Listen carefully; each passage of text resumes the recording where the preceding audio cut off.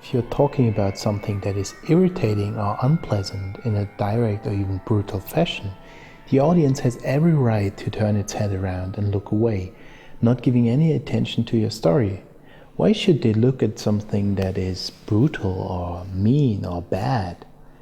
What I do, or what I try to do, is to set out a kind of trap for the viewer by hiding the story. If the viewer, at first, looks at a nice and pleasant image and he likes it, and only then realizes that there's something wrong with the image, it is very difficult for him to turn the head around claiming he does not want to listen to the story, because he already liked the image. This was precisely what I was trying to do in my project Metacity. At first, the images of this series appear to be simple night shots of cityscapes.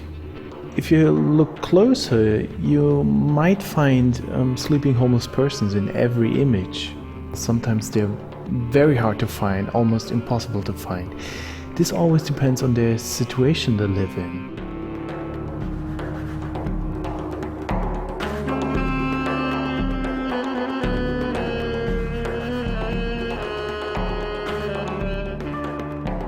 I became especially interested in the topic of homelessness back in 2005 while studying at the Art Institute Chicago as a guest student.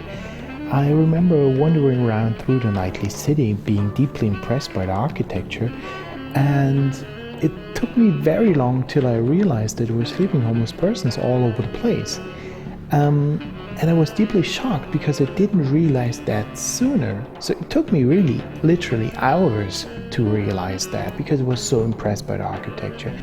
So what I tried to achieve with the images of this series is more or less to copy the situation I've been in, by presenting the viewer first these empty streets, and that's the surface of the image, and all of a sudden the viewer realizes that the truly remarkable thing about these images, or the situation these images show, is not the architecture or the lighting or the whole setting.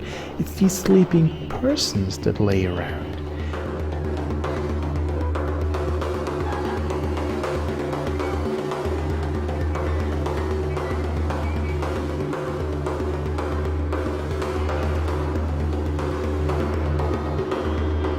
Most viewers start to look for, well, there's this children's book, Where's Waldo? They start to look for Waldo, but just the Waldo in these images is the homeless person.